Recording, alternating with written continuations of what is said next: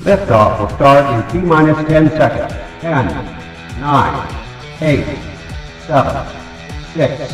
Hey everybody, this is Craig Ackerman, TV play-by-play announcer for the Houston Rockets. What's up everyone, this is Jackson Gatlin, host of Locked on Rockets. This is your boy Heezy, aka Raheel Ramzanali. It's Sean from Shots and Thoughts. This is Will, aka Bias Houston. This is Chucky Brown, former NBA basketball player for the 1995 NBA champion Houston Rockets. This is Timoteo Keister. What up? It's Roosh Williams, the Mastodon himself. What's up, Rockets fans? This is Hollywood Dom Knock. This is Devin White, aka The Gentleman. It's your boy Von Wafer. Hey, it's Matt Thomas, radio voice of the Houston Rockets. 5, 4, 3, 2, 1. We have ignition. This is Jonathan Sanford, public address announcer for your Houston Rockets. You're listening to The Summit State of Mind.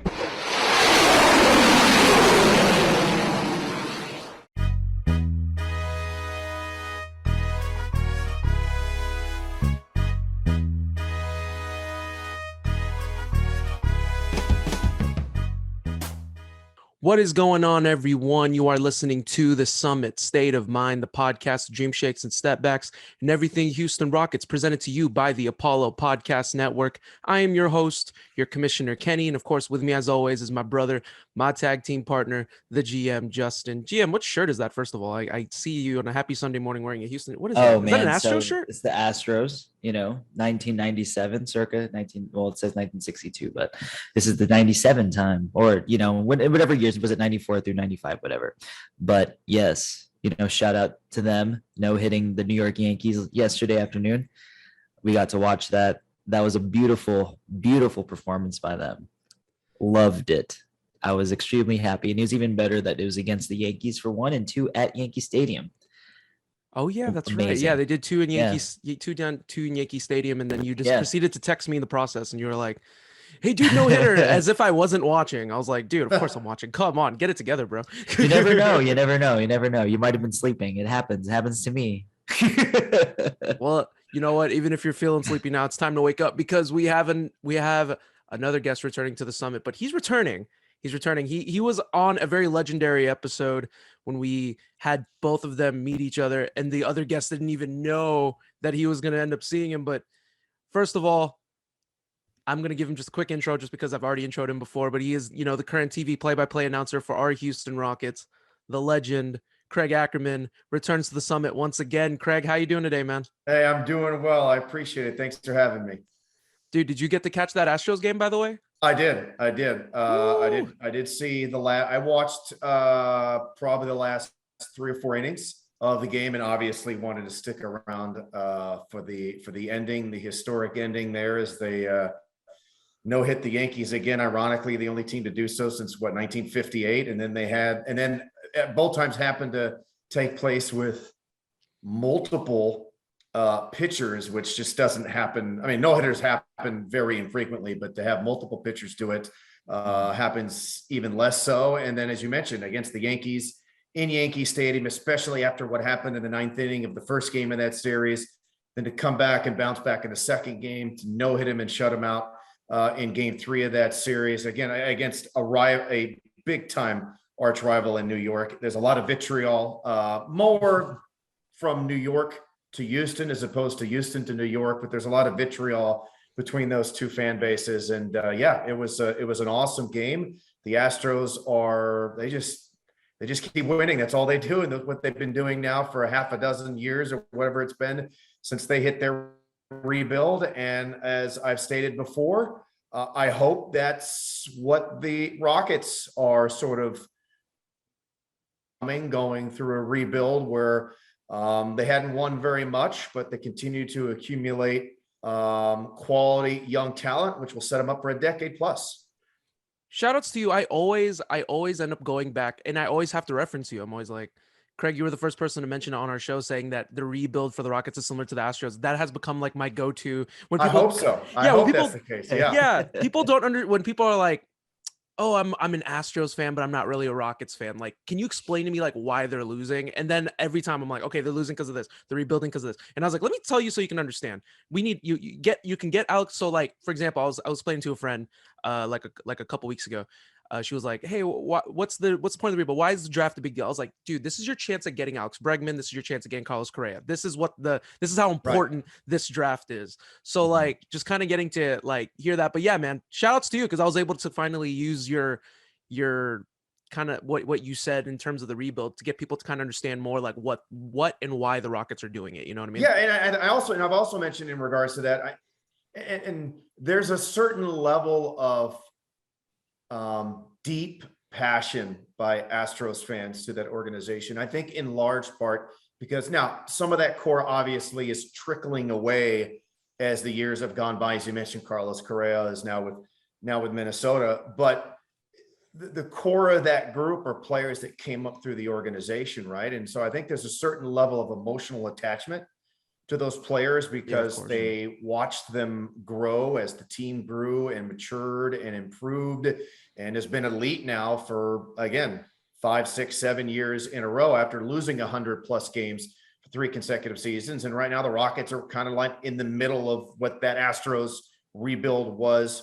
Again, in the middle of those 3 seasons where they weren't very good, but they were able to accumulate talent, quality talent, develop that talent, bring that talent to the big leagues, and they've been what they've been ever since. And again, we hope that can be the case with the Rockets, and also with all these young guys kind of coming up with the team and being drafted by the organization. I mean, look, the Rockets haven't had this many young draft picks in consecutive years ever, right? And it's been an extremely long time since the Rockets have brought in their best players through the draft. And I guess what today is the 20-year anniversary of Yao being drafted. Oh, wow. Yeah. I believe I just saw that 2002. on Yes.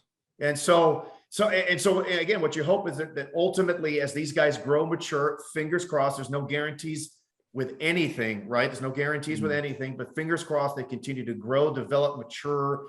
And as they do that, the team improves and then becomes a playoff contender and then hopefully another championship contender. I think that kind of in-depth passion will be there for the Rockets as it is for the Astros, because I think fans will see them as one of their own. So, so far, so good, in my opinion, with the way that this rebuild has gone the last couple of years.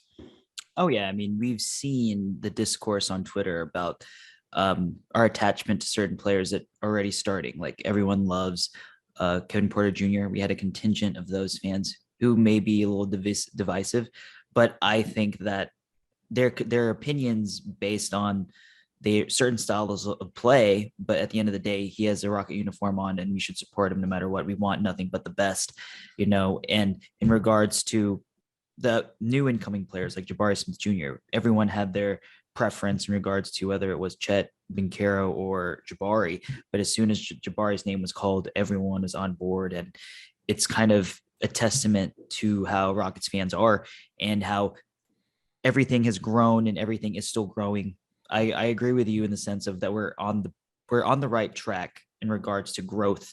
And this is only going to be year 2 officially with a high draft going pick. Into year 2. Yes. In off-season number 2 already, basically. Yeah. So, I mean, the process is still slow, but at the end of the day, this can be accelerated at any moment. Who knows? Jalen can skyrocket himself to not just the next level, but the level after that. Anything can happen. We'll see how it goes, but I totally understand what you're saying. And I love to hear it.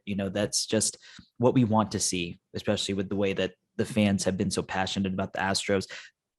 The fans of the Rockets are the same way. And when we become good, it's going to be even better. And it's going to be wonderful in this city. I'm just so excited for it. Yeah. Again, like I said, there's no guarantees that what the future will hold. But based on where they were, and you go back, and it wasn't even that long ago where you went into that funky season coming out of the bubble, and Mike D'Antoni leaving, and then Daryl leaving, and then the situation with James leading into the season, and then James ultimately asking out and being traded. I mean, it's only been a year and a half, I guess, since that actually took place. I mean, it's felt at times like it's been a long time, because Rockets fans, generally speaking, the new generation of Rockets fans, and even going back several generations, fans of this team aren't used to 20-win seasons, right? I mean, this is an organization for almost 3 decades that has won as many regular season games as any team in the league outside of San Antonio over the course of that span. So you're used to winning a lot. So it has been a bit of a shift. And there is obviously quite a bit of pain that comes with losing, especially as many losses as the Rockets have racked up over the last couple of seasons. But again, they're going about it the right way. The shift to me really came, the second half of the season 2 years ago, in the middle of that 20-game losing streak, where they committed to playing all the young guys that they had on their roster, which included KJ and KPJ and all these other guys. So, and that's kind of where the fun and excitement kind of began, where you started to truly see what the vision was going to be. And then look, obviously at the start of last season, the double big lineup just didn't work out. Ironically, both Christian Wood and oh my God, how am I forgetting his name? Daniel Tice. Daniel Tice are no longer with the organization, but that was a bit of a struggle as they tried to find their identity. But once they kind of worked away from that, went through the winning streak. And then the second half of last season was truly exciting. I mean, it really, really was, as the light went on for Jalen Green. He was pretty inconsistent to start the year, then had the injury. But man, after February the 1st, the light went on there. And ultimately what you're hoping in any of these rebuilds, right? As far as the NBA is concerned, you're hoping that you have what you're hoping you have, because this is what you need to ultimately get to the top of the mountain again, is you need to have a generational talent on your roster. And we saw flashes of what Jalen Green is and what he can become. And it has a lot of people excited. And perhaps maybe the Rockets added another in Jabari Smith. We'll have to wait and see, obviously, once he gets on the floor. But that's the name of the game here, is you got to have at least a generational talent on your roster to compete at the highest level in this league. And fingers crossed, it is Jalen Green and or Jabari Smith, or perhaps maybe the continued development of a guy like Kevin Porter Jr. Look, it doesn't matter how it happens. You just hope it happens. And if that's the case, again, I think the organization is going to be set up very nicely for the next decade. 7 players that ended up getting drafted in like the last 2 years. Talking about giving talk about giving yourselves the best opportunity to give these guys an opportunity to have like that generational type talent. Like you said, 7 players, basically. That's pretty much on a 15-man roster. That's basically half. That's insane when you think about it. You're looking at 19, 20-year-olds. I'm looking forward to seeing like how the continued development happens there, but let's go ahead and move forward. I want to talk about draft night. Obviously, we're going to talk about the players in a bit, but overall, Craig, you were at Post. You were at the Rockets draft party. We were not there. We had to work with our other like media company. We worked with I don't know if you know Salman Ali. We worked with Salman Ali. We did a draft show with him, so we weren't able to fully experience it. But like, overall, like, what was your experience? Just kind of, on draft night, being with the fans, getting to experience the city, just in that environment outside Toyota Center. Well, the place was packed, and there was a lot of excitement and anticipation. I think a large segment of the fan base has sort of officially accepted and understands what the vision of Rafael Stone and the Fertitta family is for this team moving forward. And so that's always important. But the place was packed, a lot of excitement, and then the drama of the draft starting, right? And then all of the NBA insiders starting to tweet out information about everything that we had been hearing ever since the draft lottery, that things were about to change and the Magic were going to take Banchero. And the irony with that is that I think if you go back, and I think you mentioned at the top of the podcast, there wasn't necessarily a consensus amongst Rockets fans on who they thought the Rockets should take with their pick. But I guess based on my outside feel, even if it was a slight majority, my guess is that if you go back 6 months ago, even the slightest majority probably felt that Jabari Smith was the guy that they wanted for this team. Then the draft lottery happens, right? And so then you officially know the draft order with Orlando, Oklahoma City, and Houston, and then all the various stories and reports coming out that Jabari Smith is locked in at number 1 to the Orlando Magic. He wouldn't work out for the Rockets, and so on and so forth. Then there was some confusion about whether or not Banchero ultimately even ever worked out for Orlando. And then all that sort of flipped in an instant at the top of the draft. And so you went, I think initially when all that came out, people had sort of resigned that Banchero's going to be a Rocket, right? And so for the weeks leading up to the draft, everybody was researching Paolo Banchero, how he could fit, what his strengths are, what his weaknesses are, and they were pumped to have Banchero as a member of the Rockets. And then the draft actually happened, and you never know what's going to happen. And then the Magic surprised a lot of people, including Jabari Smith and Paolo Banchero, and took Banchero number 1 overall. And there was some shock value, some drama there. And then ultimately, when the dust settles, Jabari Smith is now a member of the Rockets. And again, I think the vast majority, myself included, if you go back 6 months ago, felt that he was probably the best guy for this team in this situation. Right now, a player who obviously many people, now there were still many people who felt Banchero was the best player in the draft, but there was also a lot of people who felt that Smith was the best player in the draft, and the Rockets are elated to have him. I think they would have been happy to get any of the top 3, but I think where this team is and the players who are currently on this group and his particular skill sets versus what the Rockets' weaknesses have been over the last year plus, it's a perfect fit, and I'm super excited about it. Man, I love to hear it. As much as I was a big Banchero guy, to be completely transparent here. He's a really good player. I mean, yes, I agree. I was picking him from the beginning, like last year. And when we did the lottery and we got number 3, and based on the report saying that Jabari was pretty much a lock and Chet and OKC was pretty much a marriage that was just going to be cemented on draft night, that I started to get extremely attached to him naturally, correct? As a fan, you're already thinking about, oh man, you're already resigned to Jabari being gone. It's not going to happen. Kenny was that way. And full disclosure, Kenny is probably one of the biggest Jabari fans I know. He's been, I won't hide that. Yeah, he's been Big pushing the agenda for a while. But for me, like, even though we did not get the guy that I had preferred, like, in my eyes, you were right. Like, I'm just like every other Rockets fan said, anyone from the top 3 is perfect. And I think Jabari fits seamlessly on this team, and he does a lot of things that this team struggled with last year. They were the number 30th ranked defense in the league. Jabari already does that, in addition to like what Tari Eason, and the 25th ranked 3-point shooting team. Jabari himself could vault us into hopefully the top 20, with everyone else improving. So that's just improvements at the is it at the seams, in the sense that the saying, I don't remember. Oh, it's margins.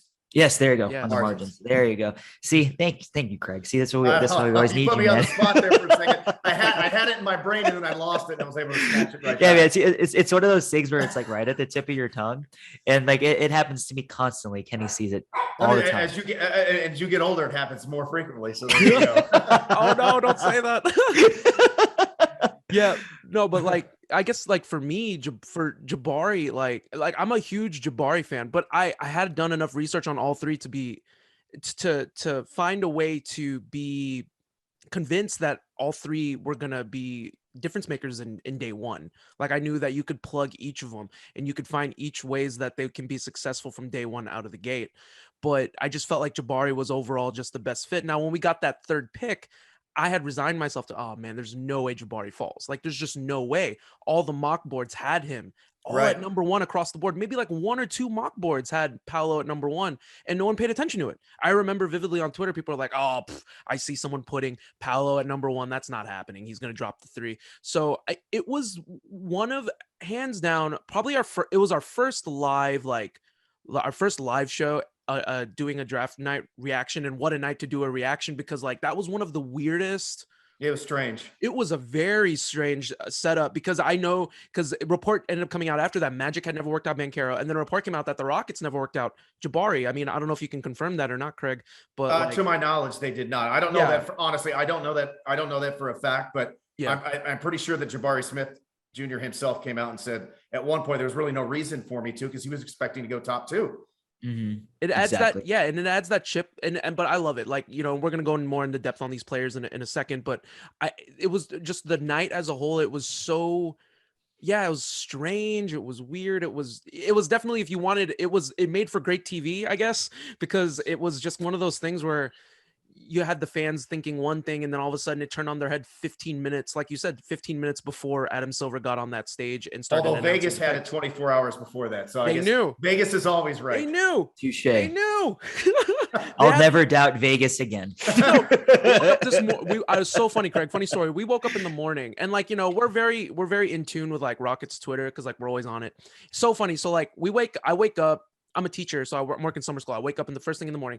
The Vegas odds happen overnight while I'm sleeping. So I wake up in the morning. I just get a blast of tweets of everyone tagging me going, oh my gosh, what's going on? Why is Paolo at number one? Like, when did this happen? Da, da, da. And then Adrian Wojnarowski at 7:30 a.m. goes, it's a lock. It's a lock now. Jabari at 1, you know, Chet at 2, Paolo at 3.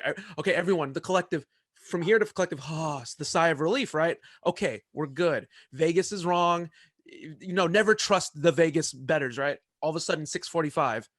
Oh, it looks like Paolo's going to go number 1. And then the collective, oh no. It was the wildest roller coaster of a 24-hour span of a draft night that I'd ever experienced in my years as like being a Rockets fan. Yeah, especially because coming into it, there wasn't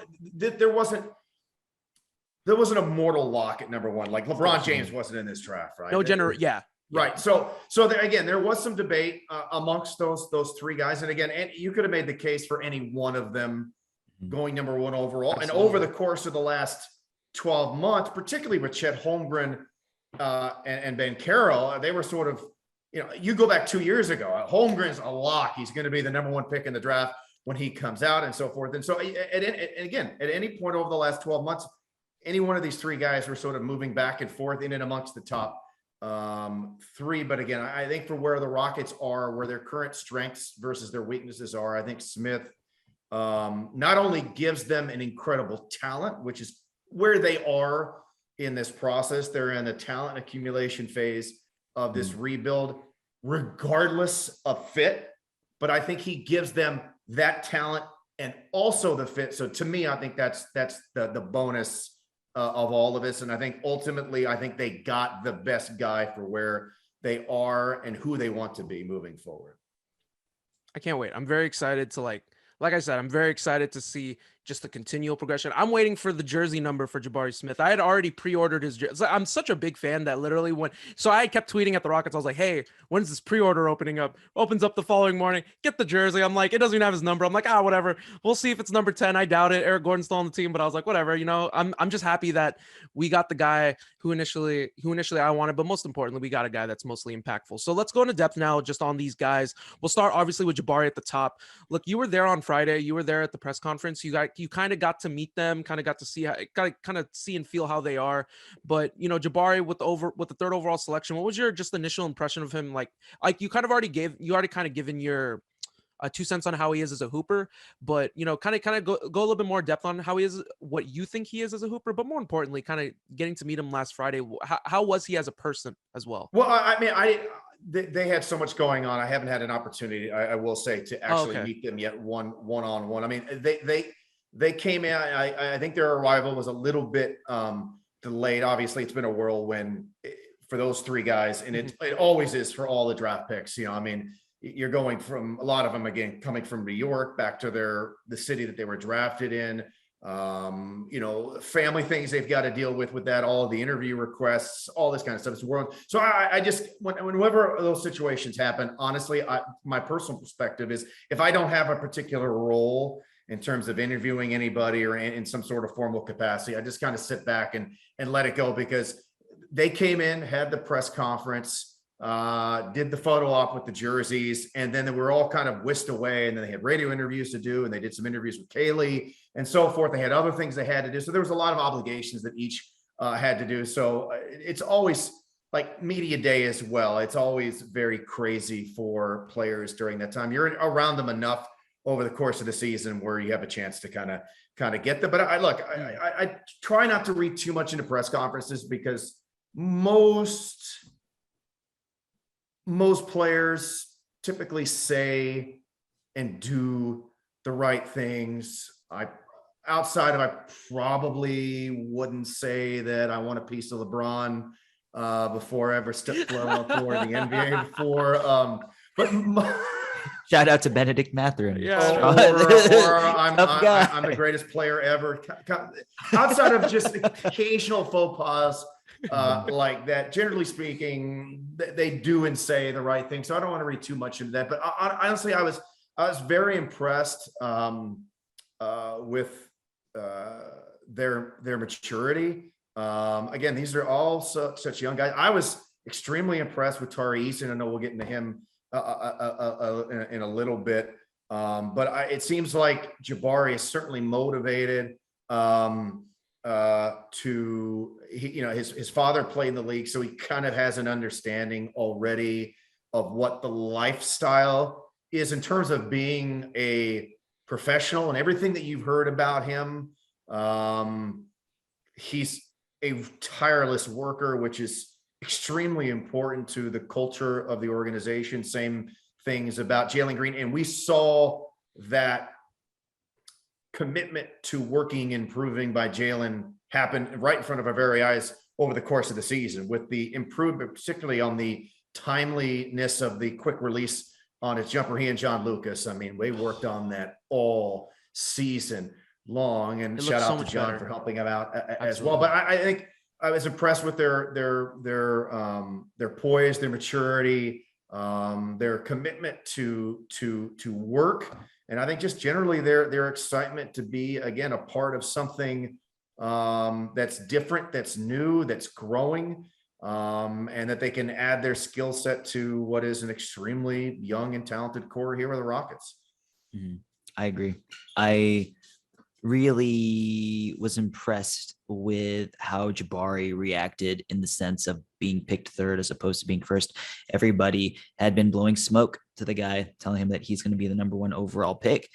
And the fact that he did drop third is definitely going to put a dent on his ego. But I believe that that little piece of humility is good for everybody in the sense.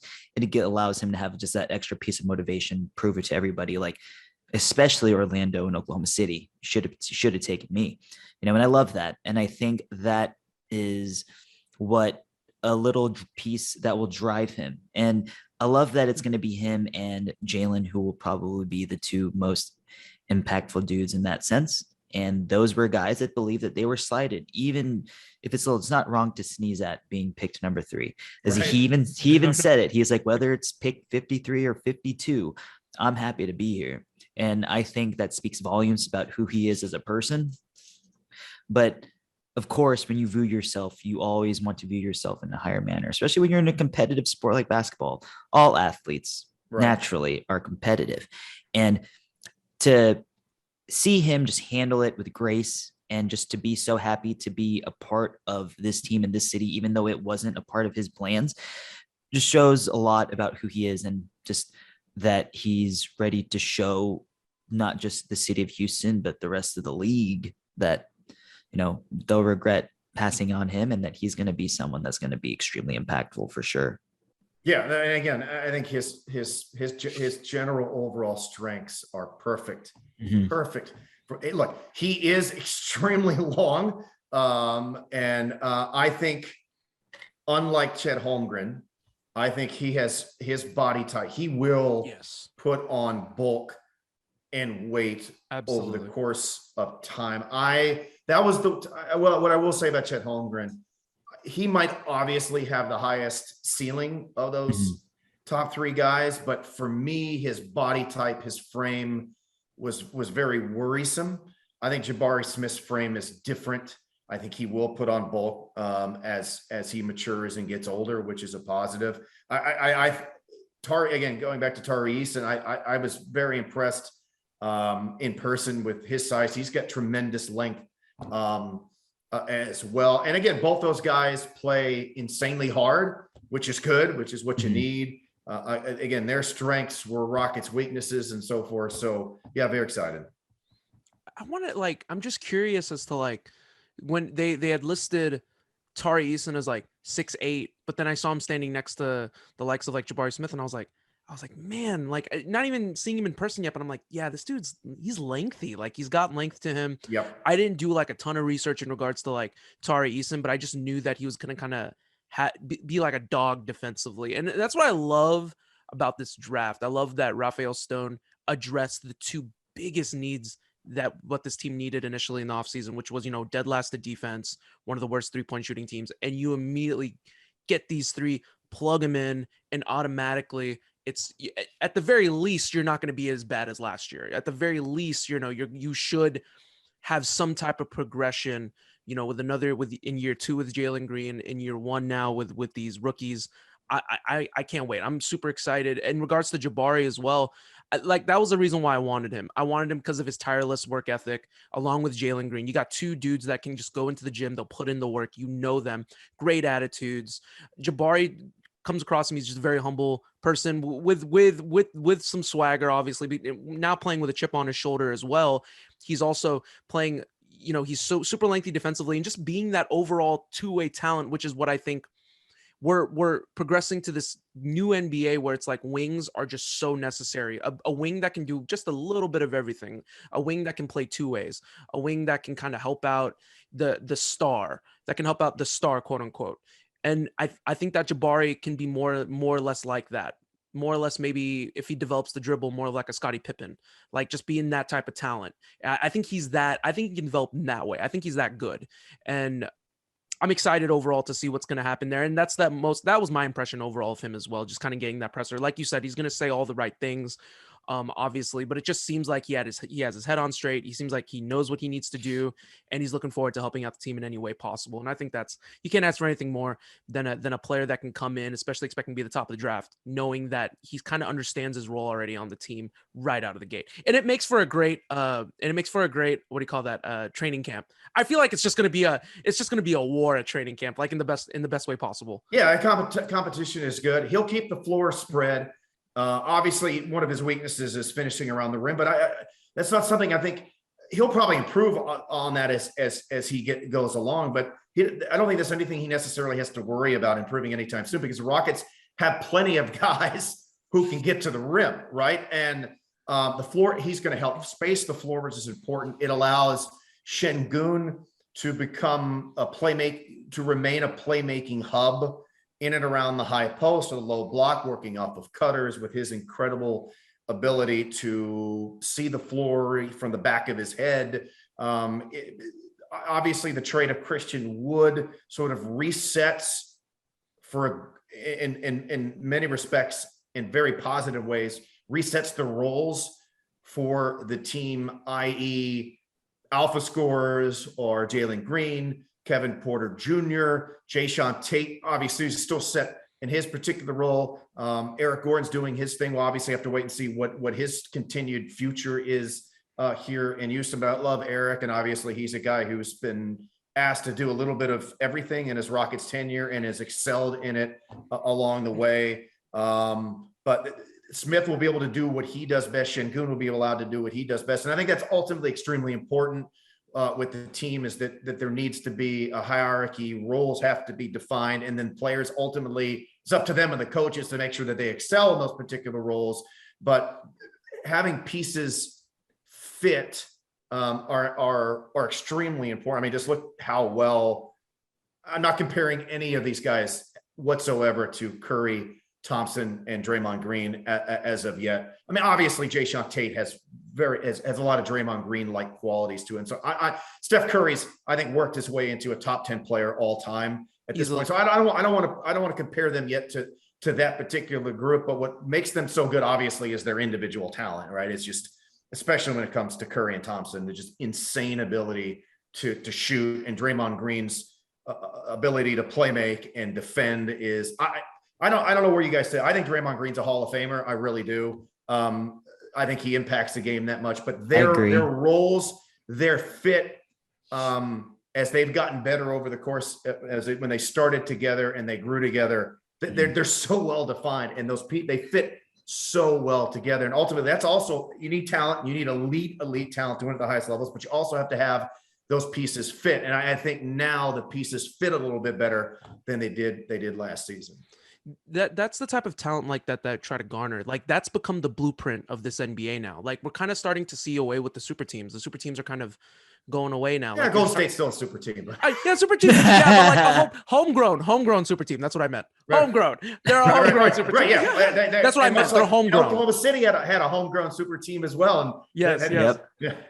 That's what I was trying to say. Yeah, there's more a homegrown super team. Hopefully, we can develop our own homegrown super team. But I agree with you 100%. Draymond is a Hall of Famer, and we're a few years away. We're a few years ahead now of the rivalry that instilled within the Rockets. Now I can actually, now that we're kind of on the outset, I can now appreciate the greatness of Steph Curry.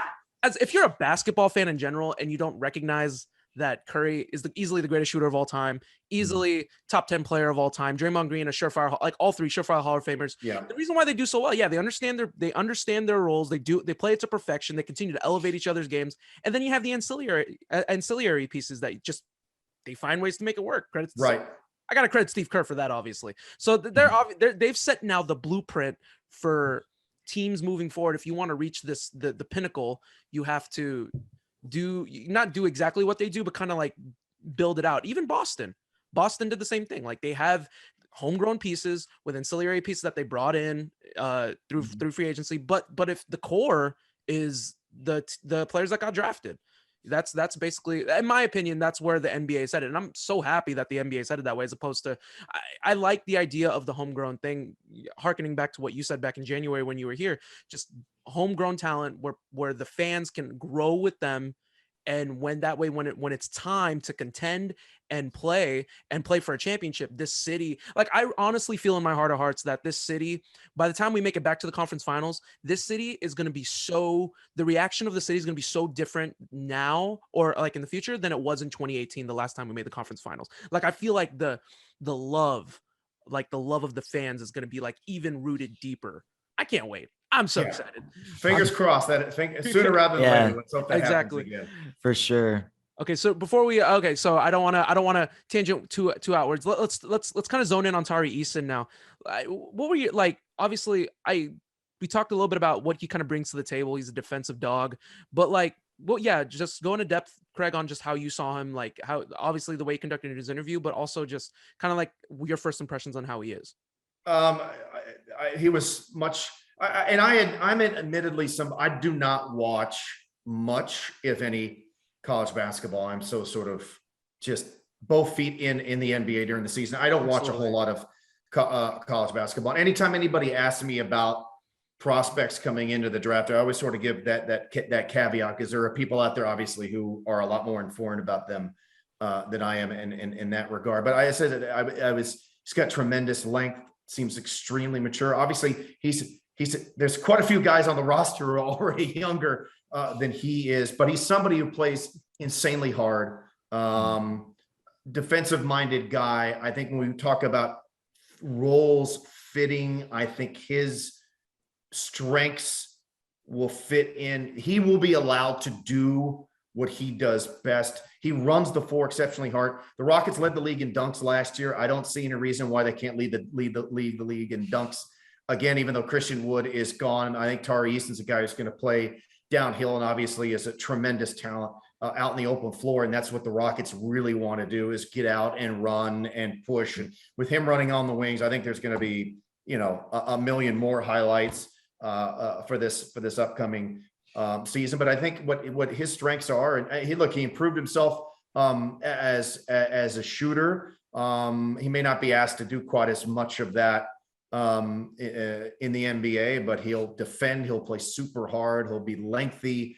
Again, I don't know who knows what this roster is actually going to look like when training camp begins, and then B, when the regular season starts. We don't know who's going to be here, who's not going to be here at this point. There's still so much to take place between now and October, but whether he's starting, he's coming off the bench as he did at LSU, it seems like someone, again, who will accept whatever role he's asked to play, and he will excel in that role, which I think that kind of mindset is super important. So whether, I guess, he's starting or he's coming off the bench, it's good to have that somebody, and like hat tip as well to Josh Christopher, who improved dramatically last year, and he's part of the core too. And I don't want to kind of gloss over his improvement, because I know the organization's very excited about him as well. But again, another lengthy, hard playing, hard working, crazy high level athlete to add to this team in Tari Eason. Oh, absolutely. I didn't do as much research as some of the other guys did. I did definitely watch some of his film, just enough to kind of have an idea about who he is.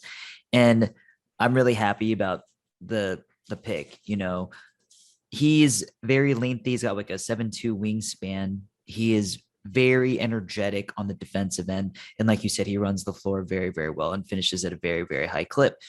I see him more along the lines of like Kenny likes the way I always compare it to, but more athletic Trevor Ariza if he were to improve his 3-point shooting. Because even then, when Trevor Ariza first came into the league, he wasn't a shooter. He wasn't much of that. He was just a very athletic defender who could see on the floor, and he improved his 3-point shot as the years went by. And Tari Eason is somebody that I see that can be cut from the same cloth. And when you have a player, Tari though, he's bulky. He's already stronger and he's thicker and stronger than Trevor Ariza ever was. Yes, I would say like what did I say on the show? It was like a more evolved version of what we would say a Trevor Ariza was. Like Trevor That's Ariza what the Rockets 2.0. get from him. They'll be doing cartwheels for sure. Oh, absolutely.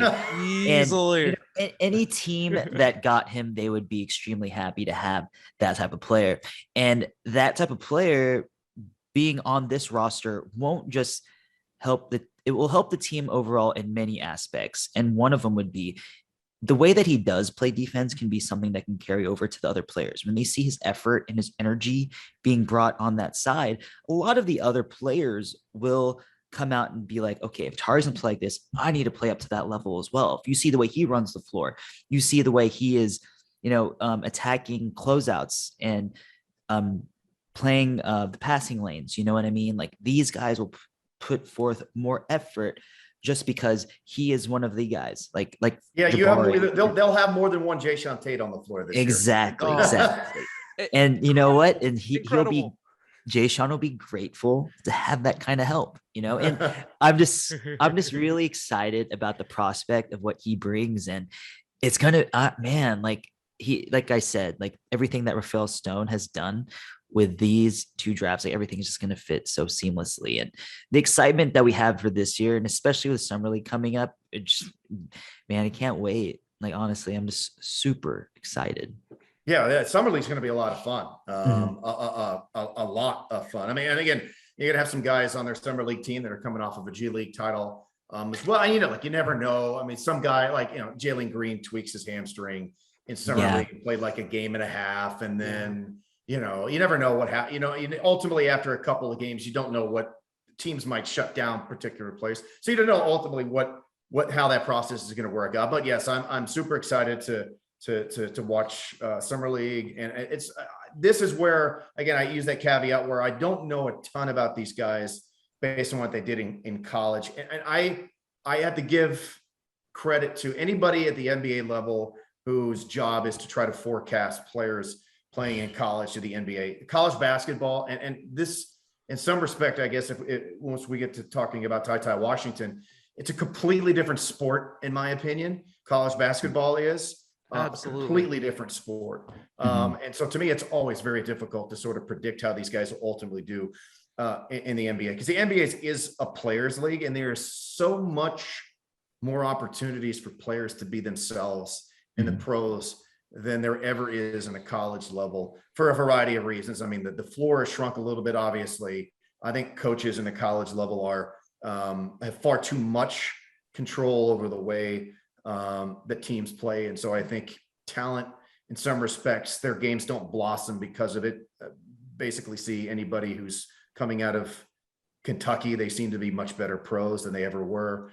Yeah, that's true. Very true. And again, talking about TyTy Washington here a little bit in that regard. So, so you never really know how that's gonna work out. But Summer League, I have enough experience in the NBA over my long time working with the organization. I think once you start to see players perform in Summer League in the preseason, you get a, in my opinion, you get a very quick understanding of who ultimately has a chance to make it. Again, no guarantees, but has a chance to make it, and those who don't. And so I think that's why I'm super excited to see them on the floor against other professionals who obviously are still trying on the fringes of playing in the league in a lot of their respects, and some of the veteran guys who still stick around the summer league, but a lot of young guys with a lot of talent. There'll be a lot more talent on the floor in the summer league than there was in these games that they're playing in college. Now, in a short amount of time, trying to gel and so forth, there's always chemistry issues that happen with summer league, but you get an idea, I think, pretty quickly of who potentially has a future in the league and who doesn't. I mean, they pretty much went three for three last year in terms of summer league play. Like Alperen Şengün, Jalen Green, and Josh Christopher, like they played so well in the summer league, and it translated just perfect, seamlessly when the season. Like, well, obviously Josh Christopher played in G League to start the season, kind of forced his way into the rotation a little bit later. But like, yeah, no, you're right. Like, definitely seeing how they are and kind of getting an idea, like kind of like a feel of how they're gonna play. It was so funny. Like, it's funny that y'all mentioned that. Like, they were talking about, I think someone was joking on Twitter, like they had run down the lineup of like who could possibly be playing. You know, I think they added Usman Garuba to that lineup. Alperen, was Alperen? I don't even know if Alp is going to be available. That's like he probably won't maybe be, because I know he's playing. He's playing for Turkey, right? So I don't know. Oh yeah. So I'm assuming he may not be available. So like they were like Josh Christopher could do it, Usman Garuba could do it, and then they listed the lineup and they're like, "Yo, this is like the 72 and 10 bowls of summer league." And I was like, "Wow, perfect comparison." Because they're like, "Look," like someone was joking, like, "Look at this talent! Come on." Add the 3 draft picks on top.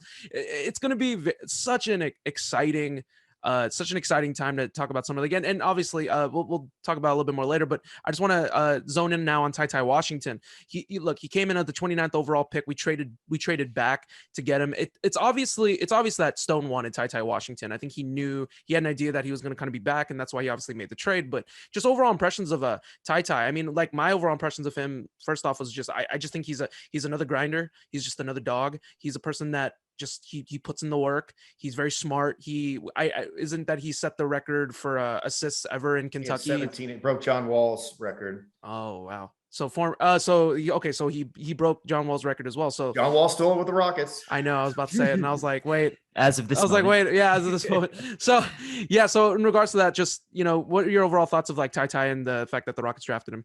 Well, it seems like most first round picks out of Kentucky outperform the way they performed at Kentucky, number one. I think he was considered a lottery talent before he got hurt. I think he struggled a little bit after that. A real good floor general, seems to have the right kind of mindset for the position that he plays. Backup point minutes are up for grabs, so he'll have a chance to kind of earn that as he goes along. Obviously he'll need to improve as a 3-point threat as he goes along, but it seems like he's got the correct mentality and floor generalship to run that spot. And again, obviously he is a super talented basketball player. You don't end up at Kentucky if you're not one of the best players in the country coming out of high school. And then again, a lot of those guys tend to outperform the way that they played while playing for John Calipari, and that's kind of the way that it's been for a long time. So, and I thought it was very smart use of the Wood trade and your position in the draft. I think, like most people, I had been surprised they ultimately stuck and did select all 3 players in the draft. I don't think many people, including myself, thought they would walk away with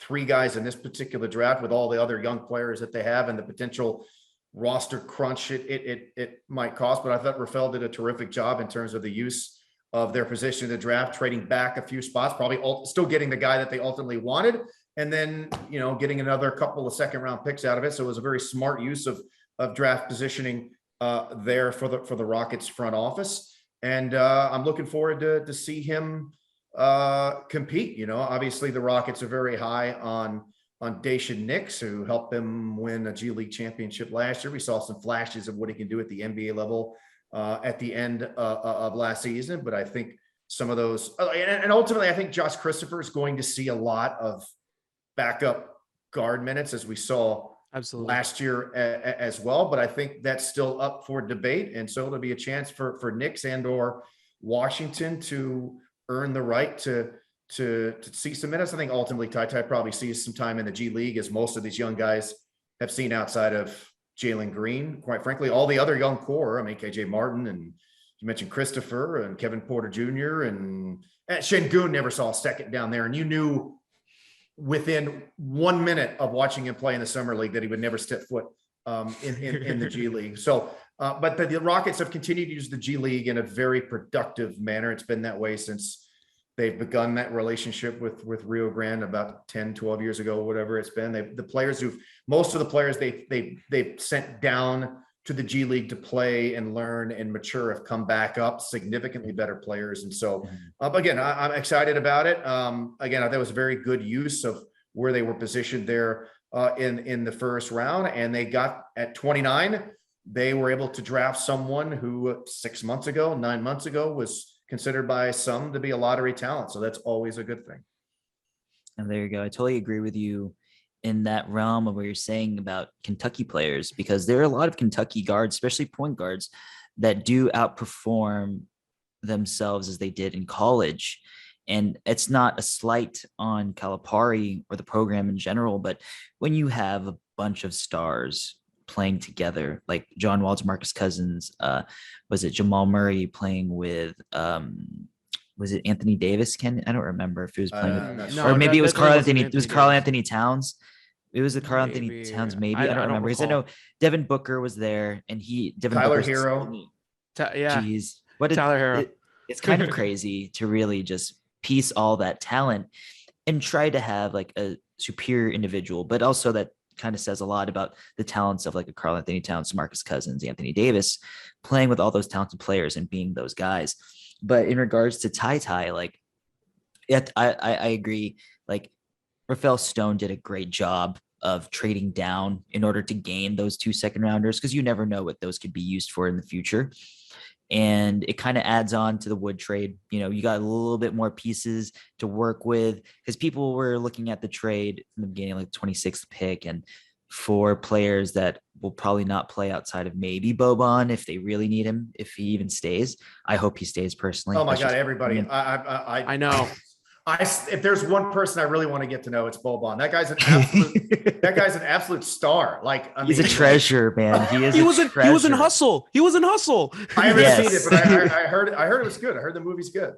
It's a great movie. It's a great movie. Yeah, absolutely. But yeah, in regards to all of that, TyTy brings a lot of intangibles in the sense of what the Rockets can use, especially as a pass first point guard. And the great part about it is there's not much expectation for him coming in, considering that he is a 29th pick. Even though he was highly touted midway through the year, we don't know what to expect, considering that he is still the 29th pick. But the great thing about it is, with the breed of all of this talent, it breeds competition. And the backup point guard is not solidified completely, even though we do favor Daishen Nix. I mean, reports did state that the Rockets viewed him as their own quote-unquote lottery pick. They view him very highly. But with the talent that TyTy brings, it's certainly somebody that can push him and make him be better, and vice versa for TyTy. So in regards to all of that, the inner team competition is what's going to help propel all of these guys to be even better. And at the end of the day, I'm very excited. I wasn't sure how I felt about us keeping the pick, but after sleeping on it and being able to kind of evaluate what the team was thinking, in the sense of like, let's think like how Rafael would think, correct? And I was like, okay, I think this is actually a great move. This is a great pick, and I am not disappointed in it whatsoever. Yeah, I think you have to give this, they're not so new anymore, but the new Rockets, and Rafael obviously isn't new. He's been around a long, long time, but this new iteration of the Rockets front office poster, I think you have to give them the benefit of the doubt. They've been very good eyeing talent. And look, they were, and this story's been out there, but they were crazy high on Şengün. Like, they started trying to pick him up. I think it was as early as the top pick. 10. Right. Yeah. They wanted him. They started trying to trade for him as high as number 6. They felt that he was a top 6 talent in the draft a year ago. And so I think you have to give them a lot of credit. The Josh Christopher selection, I think, was a surprise to many people, but I think they kind of nailed that, and especially where they got him. Absolutely. And so you got to give them the benefit of the doubt that if these are the players that they were looking at and they were targeting and ultimately got, that they have a chance to help the team. And again, they're so young, and there's no reason to set sort of some crazy expectations about win totals for the upcoming season, because youth and inexperience 99% of the time in the NBA that you don't win it at a high level. It just doesn't happen very often. So this upcoming year, again, will still be as it was last year. And there were going to be a lot of bumps in the road, but it will still be about the growth and development of even more young players on this team. And they'll most likely be in line again to get another very high draft pick in the 2023 draft, which is supposed to be stacked as well, which is important. Legendary almost. Then you head into the offseason in 2023 with all kinds of money to spend. How they ultimately use that cap space when the team gets there a year from now remains to be seen, with how this upcoming season goes and where these players ultimately, how much they do ultimately develop over the course of the next 12 months. Again, remains to be seen. They could use that cap space in a wide variety of ways, but the goal is still to grow and develop and learn and get better and develop winning habits and get, and look, they have to improve defensively. They have to. Now, whether or not that translates into 10 more wins than there was last year, I don't know, but they have to improve defensively. There's no question about that. That's something they've been talking about a lot. And again, they address a lot of those needs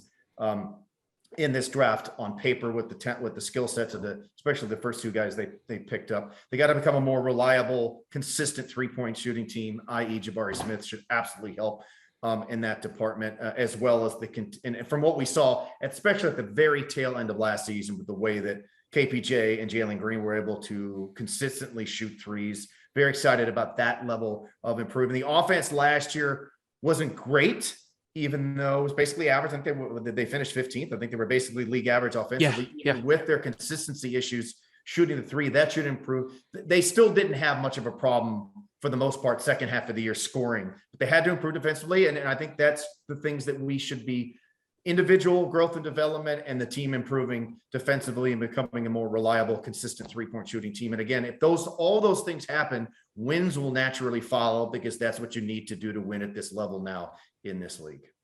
Yeah. It's interesting that you say that, because they're continuing to, believe in the process. Like, I know that's been coming overplayed now, the process, and it really is truly a process. Getting their right. growth, They should right? steal that they should steal that as their slogan. Yeah, right. Maybe get a little. You could have a little. Get Sam Hinkie's stamp of approval. You could put like his face instead of trademark. He's gonna put his face right there, right? But we'll totally rehash it. That's totally fine. Philly won't. Heard it here first. Heard it here first. The campaign for the process begins today. Say, you know what? Sam's a great dude. I wonder. I highly doubt the Rockets are going to do something. I wonder if Sam would go. I'd be very curious to see if Sam would go along. My guess would be he would probably be a little too humble to do that, but it would be certainly be funny. But yeah, Sam's a great guy. It's been a while since I've seen him or talked to him, but he's a great guy. Brilliant, very brilliant. He's still in Philadelphia, right? Is he still? No. He's been out. He's out now. Okay. So he maneuvered over. I think he's kind of back to consulting in the sort of startup financial world, and I think he's teaching at Stanford. I think maybe. Good for him.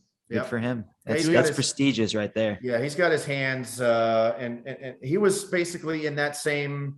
He was at was he working at a hedge fund or something before he came to Houston? It was something like that. Yeah, he did something like that. It's funny how the Rockets tend to get these guys, because Stone was a lawyer. Right. They got Stone years ago. And then you're right. He was, and then yes, Hinkie was like hedge fund or something like that. It's interesting how they garner and get these guys. Like I love hearing their stories afterwards too, and like where they started and ultimately how they got here. So these are smart guys, obviously. These are front office folks. So you gotta have, there's some intellect obviously to them. So definitely cool there. Just a few more questions. One more, obviously. We're gonna move forward, obviously, to Summer League. What are you looking forward to the most? And I guess who are you looking forward to seeing, I guess, the most in the Summer League? Well, I mean, it's obviously it's Jabari. It's always the guy who you select at the top of the draft. We're looking forward to watching him play, but Tari as well. I want to see how much the level. I'm expecting a big summer league from Josh Christopher. Yeah, absolutely. Me too. And I think, look, Usman Garuba is a guy that from this time he was drafted through his first full year, it was a bit disjointed. Many of the reasons why it was disjointed had really, frankly, nothing to do with him. I mean, if I recall, he had some visa issues, so it took him a while to even get here. I think he was basically just dropped into the middle of summer league play, literally, which was not ultimately fair to him. And then he had some injuries over the course of his rookie season, but we saw some flashes of what he could be late in the year. So I think it's an important summer league for him. But yeah, I think Christopher I'm expecting for him to really kind of take a big leap. I want to see Smith and Eason and Washington as well. What a jump up in the level of competition, even though the play can be a little bit disjointed as well in the summer league for the reasons that we illustrated earlier. How they kind of hit the ground running there to set the tone for training camp. But yeah, the Rockets summer league team should at least on paper seems to be pretty stacked. Yeah, I'm very excited to see them for sure. And I'm going to hop on what you said, especially in terms of the two players that you had mentioned to have a big summer league, Josh Christopher and Usman Garuba.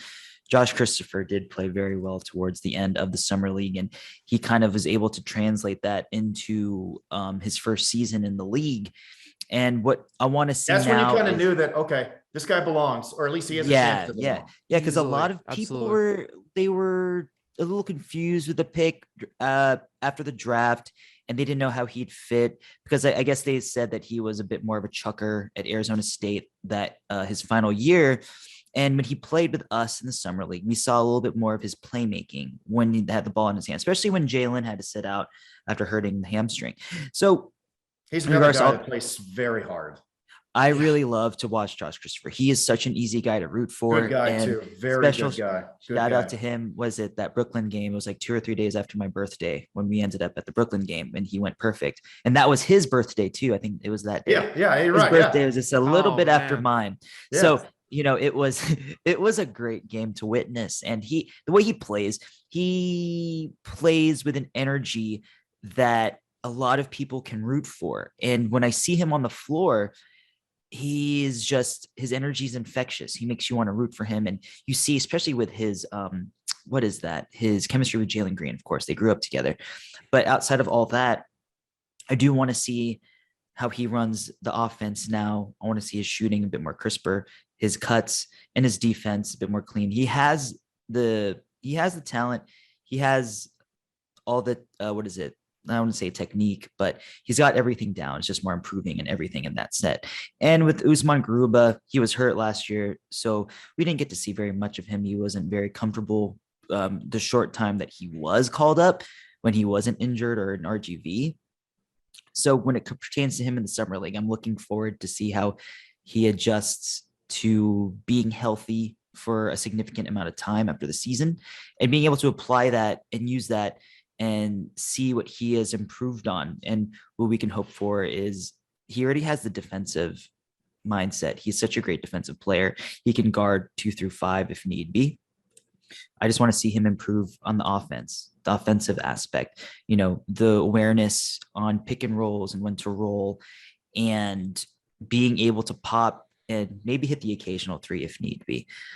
And also, I'll say this, we don't know who the coach is for the summer league, and we have heard a name that's been surfacing that is, according to Kelly Eco, is almost a sure bet to join the staff, and Coach Mambuda Abdel Fattah. And I'm hoping that they do put him at the helm for the summer league. I think it'd be great. Yeah, I'm not sure. I honestly, I do not know who's going to be coaching their summer league team. Obviously, there's still some positions they have to fill with the So I'm not exactly sure who's going to be. I guess we'll find that out here within very short time. a week when they start practicing. So Absolutely. I'm curious. I'm hopeful. Curious. I want to know too. Because they haven't announced anything like that. And yeah, these positions still haven't been filled. So I'm curious to see what they're gonna do there. Yeah.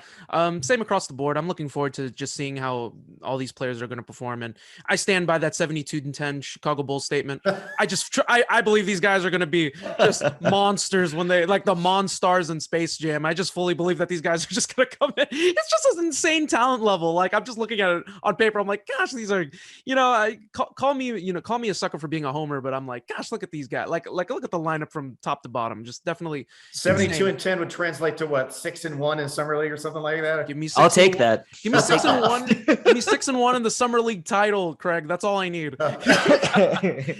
Craig, last question for you before we get ready to go home here. Look, you're the TV play-by-play announcer. You've been known for just not a cookie, not a cracker. It's Von Wafer. You've been known for just legendary. The Lakers just pooped their big boy pants. Like you are just a legend in terms of just the I don't know about all that, but thank you. Well, I'm gonna call you that, and Vaughn calls you that too, by the way. So shouts to Vaughn. But our weekly shout out to Vaughn. Hey, you want to hear a funny story? Yeah, please. Just quick. Bill, whenever Bill Worrell, you call him a legend, Bill would say the only reason they call people legends is because they're being too nice. They don't want to call you old. Oh, that's what Bill used to always say. So I guess I'm getting there. Bill. But I appreciate the sentiment. Thank you very much. Man, come on. I wasn't trying to do that, but yeah, I got to you. No, absolutely. But I'm looking forward to you. Obviously, just going back into your element, doing all these play calls. I mean, have you been thinking about nicknames already? Because you come up with nicknames. No, not really. I think a lot of that stuff tends to happen. It's always best to me when it's organic. Again, I think we've talked about the whole Gary Bird thing from last year. And obviously, it wasn't even my thing. I just kind of happened to pick it up and gave it a little push necessary. What's funny is that Matthew's teammates call him Gary Bird. Really? Oh yeah. So that was something that happened very organically that stuck. So to me, those are always the best things. So I'll try some things from time to time. Some things hit, some things miss. But I try not to force too much stuff. But no, at this point, no, I really haven't started thinking about much about that. I mean, we're like 2 months into the off season. We still got a little bit of ways to go, but I'm excited to kind of get back to work. I sort of kind of detach myself whenever the season ends. You have to.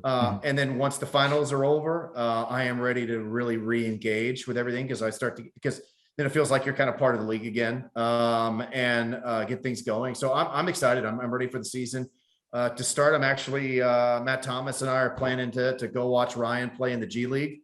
The big three next weekend up in Dallas. So I'm looking forward to that's going to be so fun. And so, but yeah, I mean, I'm excited to get back to work. I'm glad the draft is behind us. We know in terms of the new guys who they just picked up in the draft, who they are and how they're going to fit. I'm excited about that. It's going to be some interesting decisions, obviously, still to be made here in the off season with some of the veteran guys that are still on the roster. Interested to see how that transpires. Very curious to see how everything plays out in Brooklyn, because obviously the Rockets have a pretty vested interest in how all of that plays out with the Nets. It appears Damian Lillard is a big fan of Kevin Durant playing for Portland. And so on and so yeah, so I'm excited. Obviously once August hits, things kind of go away and it's a little boring, but I think training camp will obviously I think it picks up at some point at the end of September, so not too much longer, and then preseason, the season will be here before we know it. Craig, I just have to ask you, by the way, since you are technically a friend of the Summit, are you open to a suggestion for a name? Sure. For Jabari, there's been a joke going around on Twitter that the group is called Jabari's Jet. So so I thought it'd be funny to be like Jabari Jet and whatever number he is. I don't know. We'll just say number 10. As in Kenny? Huh? Oh, never mind. The Jet. No, there's already a nickname. Shoot. Never mind. Okay. Well, that one crash landed. Yeah, I don't know. I will admit I don't know if that necessarily. Yeah, no, but you're right. Feeling that I think the Bari Tari thing is good. Yeah, I like that. I Yeah, like that. I mean, yeah. that kind of rolls off the tongue a little bit there, and hopefully it's a combo that will live up to the lofty expectations for the next 10 years. Absolutely. We cannot wait to see it. Craig Ackerman, thank you so much once again. Let's get ready to go home here. Craig, thank you. Just always a joy getting you Anytime. Thank you getting so you to meet much. us here. Any plugs, anything you want to say before we get ready to go home? No, here? I'm just excited. Appreciate the time, and again, looking forward to summer league and then everything else this summer, and then I'm ready to go. Like I said, once the finals are over, and I'm now back fully 100% re-engaged, so I'm ready to go. Sounds good. We appreciate you. Thank you again for coming on. All right, thank you for having me.